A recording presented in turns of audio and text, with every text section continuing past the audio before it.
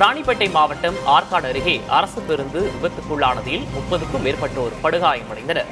வேலூரிலிருந்து திருத்தணிக்கு அரசு பேருந்து சென்றபோது வேல்விசாரம் அருகே பேருந்தின் முன்புற டயர் வெடித்திருக்கிறது. இதில் நிலை தடுமாறிய பேருந்து எதிர்புற சாலையில் சென்று அவ்வழியே வந்த கார் மீது மோதி பள்ளத்தில் இறங்கியது.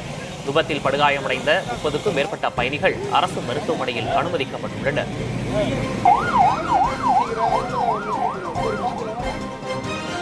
சிவகங்கை மாவட்டம் திருப்பத்தூர் அருகே பிரசித்தி பெற்ற பிள்ளையார்பட்டி கற்பக விநாயகர் கோயிலில் சதுர்த்தி பெருவிழா கொடியேற்றத்துடன் தொடங்கியது. இதையொட்டி கொடிமரத்திற்கு பூஜைகள் செய்து கொடியேற்றப்பட்டது. இதில் பக்தர்கள் பலர் பங்கேற்றனர்.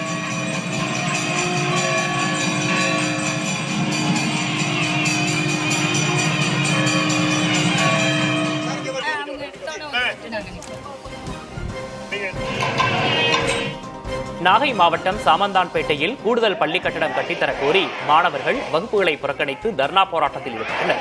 உயர்நிலைப் பள்ளிக்கு போதிய வகுப்பறைகள் இல்லாததால் மாணவர்கள் வெளியில் அமர்ந்து படிக்க வேண்டிய நிலை உள்ளதாக அவர்கள் குற்றம் சாட்டினர். மாணவர்களுக்கு ஆதரவாக பெற்றோர்கள் மற்றும் மீனவர்களும் போராட்டத்தில் ஈடுபட்டனர். கூடுதல் பள்ளி கட்டடம் கட்டித்தர வலியுறுத்தி 3000க்கும் மேற்பட்ட மீனவர்கள் இன்று கடலுக்கு செல்லவில்லை.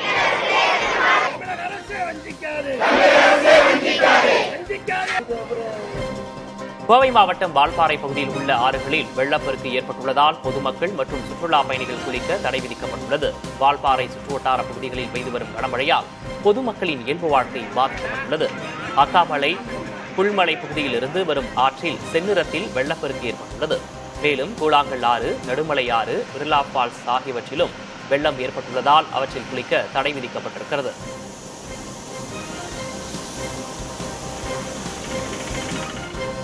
காவிரி ஐஆர் திட்டத்தை செயல்படுத்த வலியுறுத்தி திருச்சி சென்னை தேசிய நெடுஞ்சாலையில் மறியல் போராட்டம் நடைபெற்றது.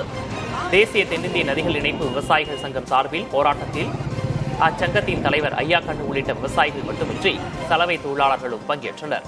கொள்ளிடம் ஆற்றில் உடைந்த தடுப்பணையை சீரமைக்க வேண்டும் எனவும் முழக்கங்கள் எழுப்பப்பட்டன. கடந்த 14 நாட்களுக்கு முன்பு அதிகாரிகள் அளித்த வாக்குறுதி நிறைவேற்றப்படவில்லை என கூறி மீண்டும் போராட்டம் நடைபெற்றது குறிப்பிடத்தக்கது.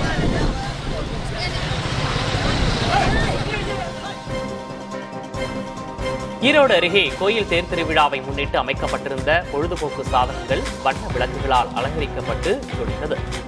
இது பலரையும் ஈர்த்தது. அந்தியூர் புதுப்பாளையத்தில் குருநாத சுவாமி கோயில் திருவிழாவை முன்னிட்டு ராட்டினங்கள், விளையாட்டு பொம்மைகள் போன்றவை அடங்கிய தற்காலிக பொழுதுபோக்கு பூங்கா அமைக்கப்பட்டிருந்தது.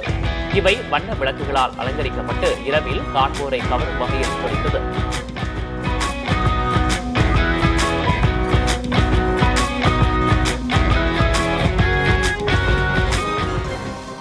தேனி மாவட்ட ஆட்சியர் அலுவலகம் முன் ஊரக வளர்ச்சி மற்றும் உள்ளாட்சித்துறை ஊழியர்கள் 5 அம்ச கோரிக்கைகளை வலியுறுத்தி காத்திருப்பு போராட்டத்தில் ஈடுபட்டனர். ஊரக தூய்மைப் பணியாளர்கள் மற்றும் மேல்நிலை நீர்த்தேக்க தொட்டி ஆபரேட்டர்களும் இதில் பங்கேற்றனர்.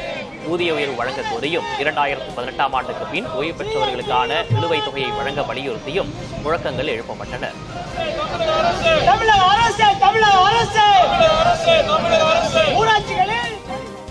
மேட்டூர் அணையிலிருந்து உபரி நீர் திறக்கப்பட உள்ளதால் காவிரி கரையோர மக்கள் பாதுகாப்பான இடங்களுக்கு செல்ல அறிவுறுத்தப்பட்டுள்ளனர்.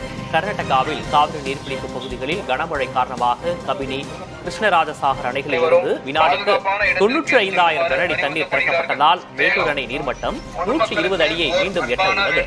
அதன் பின்னர் உபரி நீர் 16 மடங்கு வழியாக திறக்கப்படுவதால் வருவாய்த்துறை, தீயணைப்புத்துறை சார்பில் கரையோர மக்கள் பாதுகாப்பான இடங்களுக்கு செல்ல அறிவுறுத்தப்பட்டுள்ளனர்.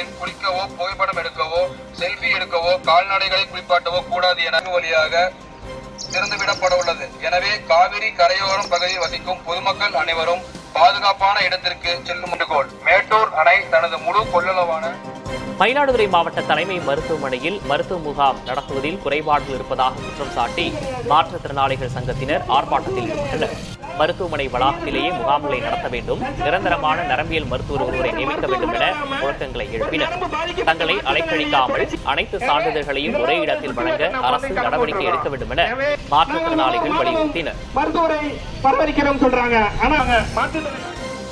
கோவை விமான நிலையத்தில் 37,09,000 ரூபாய் மதிப்பிலான வெளிநாட்டு சிகரெட்டும் எலக்ட்ரானிக் பொருட்களும் பறிமுதல் செய்யப்பட்டன.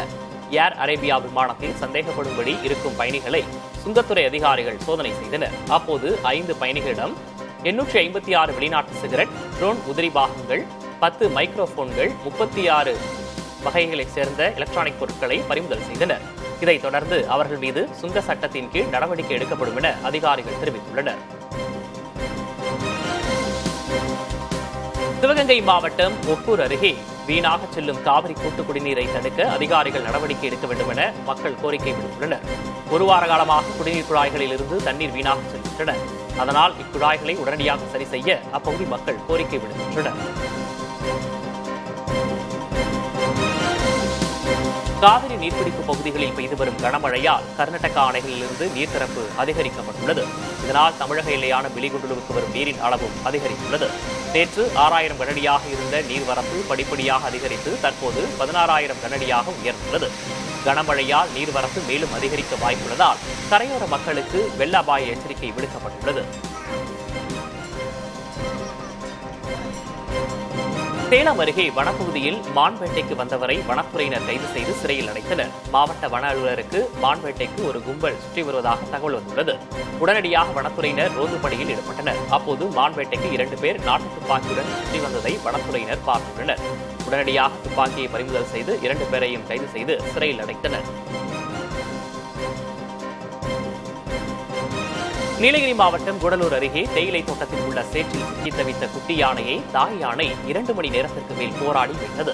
தாய் யானை நீண்ட நேரம் ஒரே இடத்தில் இருப்பதை கண்ட பொதுமக்கள் அருகில் சென்று பார்த்தபோது குட்டி யானை சேற்றில் சிக்கியிருந்தது தெரியவந்தது. இதனையடுத்து உடனடியாக வனத்துறைக்கு பொதுமக்கள் தகவல் தெரிவித்தனர். இந்நிலையில் தாய் யானை விடாமுயற்சியுடன் குட்டியை மீட்டது. தற்போது 2 யானைகளும் நல்ல உடல்நிலையில் இருப்பதாக வனத்துறையினர் தெரிவித்துள்ளனர்.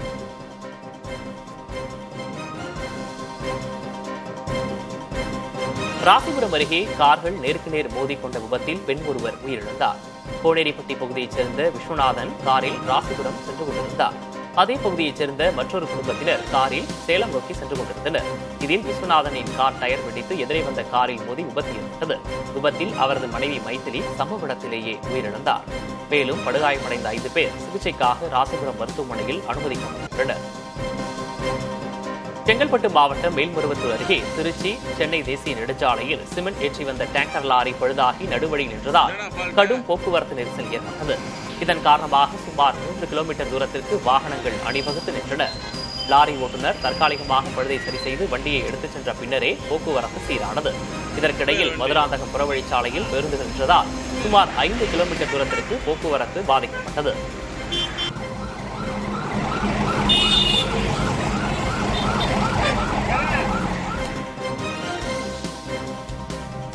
காரைக்கால் அருகே ஏற்பட்ட தீ விபத்தில் 4 வீடுகள் மற்றும் 2 கடைகள் எரித்து சேதமடைந்தன. திருநள்ளாறு விடாரியம்மன் கோயில் தெருவில் மின்கம்பத்தில் இருந்து மின்கம்பி அறுந்து அருகில் இருந்த கூரை வீடுகளில் விழுந்ததில் 4 வீடுகள் மற்றும் 2 கடைகள் தீப்பிடித்து எரிந்தன.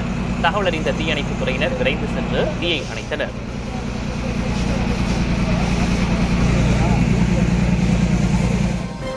பணி நிரந்தரம் கோரி தஞ்சை மாவட்டம் கும்பகோணம் மாநகராட்சி அலுவலகம் முன்பு ஒப்பந்த தூய்மைப் பணியாளர்கள் ஆர்ப்பாட்டம் செய்தனர்.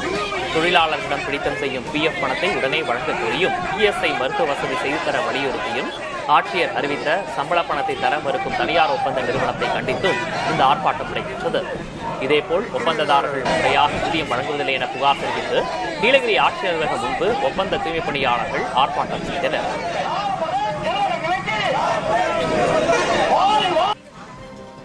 முற்றிலும் சேதமடைந்துள்ள பள்ளியின் மேற்கூரையை உடனே சீரமைக்க வேண்டும் என சிவகங்கை ஆட்சியரிடம் பள்ளி மேலாண்மை குழுவினர் மனு அளித்தனர். இளையான்குடி அருகே உள்ள மேலையூர் ஊராட்சி ஒன்றிய நடுநிலைப் பள்ளியின் மேற்கூரை மிகவும் சேதமடைந்துள்ளது. மழை பெய்யும் போது ஒழுகும் நீரிலிருந்து தங்களை பாதுகாத்துக் கொள்ள மாணவர்கள் சாப்பாட்டு தட்டுகளை பயன்படுத்தும் அவலமான காணொலி பரவியது. இந்நிலையில் பள்ளியின் மேற்கூரையை சீரமைக்க கோரி மனு அளிக்கப்பட்டிருக்கிறது. தேனி மாவட்டம் சின்னமனூரில் கடன் தொல்லை காரணமாக சதீஷ்குமார் என்ற இளைஞர் தூக்கிட்டு தற்கொலை செய்து கொண்டார். இறப்பதற்கு முன் அவர் சிலரிடமிருந்து வாங்கிய கடன் காரணமாக மன உளைச்சல் இருந்ததாக கூறி அதை ஆடியோ மற்றும் கடிதமாக வாட்ஸ்அப்பில் அனுப்பியிருந்தார். இதையடுத்து சதீஷ்குமாரை மனரீதியாக துன்புறுத்தியவர்கள் மீது நடவடிக்கை எடுக்க கோரி அவரது உறவினர்கள் தேனி குமுளி தேசிய நெடுஞ்சாலையில் மறியலில் ஈடுபட்டனர். நடவடிக்கை எடுப்பதாக அதிகாரிகள் அளித்த வாக்குறுதியின் பேரில் அவர்கள் கலைந்து சென்றனர்.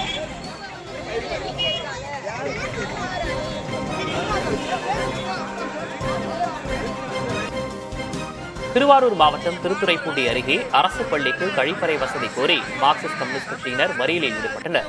வரம்பியம் ஊராட்சி ஒன்றிய நடுநிலைப் பள்ளியில் நீண்ட காலமாக கழிப்பறை வசதி இல்லாததால் ஆசிரியர்களும் மாணவர்களும் அவதியடைந்து வருவதாக முழக்கங்கள் எழுப்பப்பட்டன.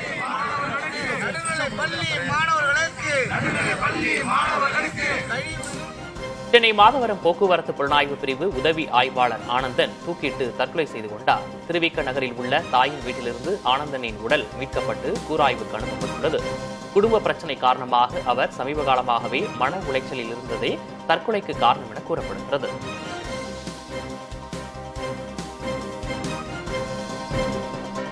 மதுரை மாவட்டம் முசிலம்பட்டி அருகே உள்ள மாரிப்பட்டி கிராமத்தில் புறம்போக்கு நில ஆக்கிரமிப்பை அகற்றக் கோரி கிராம மக்கள் வட்டாட்சியர் அலுவலகத்தை முற்றுகையிட்டு போராட்டம் நடத்தினர். நீதிமன்ற உத்தரவு இருந்தும் அதிகாரிகள் வராததால் கோபமடைந்த மக்கள் சாலை மறியலில் ஈடுபட்டனர். அப்போது காவல்துறையினருக்கும் பொதுமக்களுக்கும் இடையே தள்ளுமுள்ளி ஏற்பட்டது. நடவடிக்கை எடுக்கப்படும் என்ற உதவி ஆட்சியரின் உறுதிமொழியை ஏற்று பொதுமக்கள் போராட்டத்தை கைவிட்டனர்.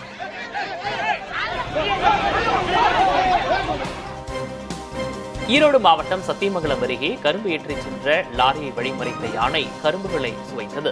தாளவாடியிலிருந்து சத்தியமங்கலம் நோக்கி கரும்புகளுடன் லாரி சென்றது. தும்தாபுரம் பகுதியில் யானை ஒன்று திடீரென லாரியை வழிமறித்ததுடன் தும்பிக்கையால் லாரியின் நாற்பாயை உருவி கரும்புகளை சுவைத்தது. யானை சாலையில் நடமாடுவதைக் கண்டு அவ்வழியே சென்ற பேருந்து உள்ளிட்ட வாகனங்களும் நின்றன. சிறிது நேரம் கரும்புகளை சாப்பிட்ட யானை அங்கிருந்து வனப்பகுதிக்கு சென்ற பின் வாகனங்கள் புறப்பட்டுச் சென்றன.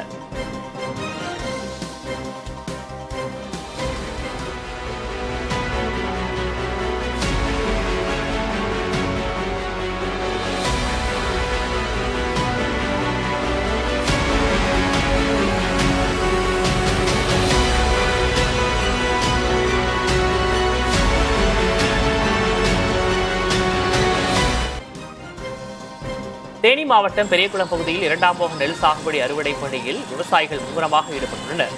கண்மாய் பாசனத்தின் மூலம் 5000க்கும் மேற்பட்ட ஏக்கரில் 2ஆம் போக நெல் சாகுபடி மேற்கொள்ளப்பட்டது.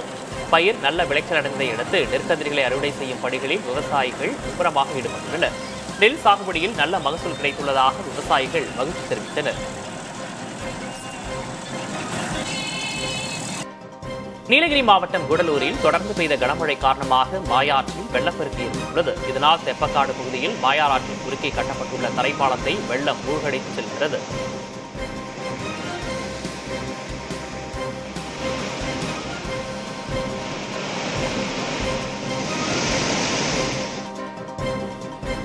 மேற்கு தொடர்ச்சி மலைகளில் பெய்து வரும் தொடர் மழை காரணமாக தென்காசி மாவட்டத்தில் உள்ள அணைகள் வேகமாக நிரம்பி வருகின்றன. அடவிநயினார் மற்றும் குண்டாறு அணைகள் ஏற்கனவே முழுமையாக நிரம்பிவிட்டன. மற்ற அணைகளான கருப்பா நதி, ராம நதி, கடனா நதி ஆகியவையும் நிரம்பும் தருவாயில் இருக்கின்றன. இதனால் தென்காசி மாவட்ட விவசாயிகள் மிகுந்த மகிழ்ச்சி அடைந்துள்ளனர்.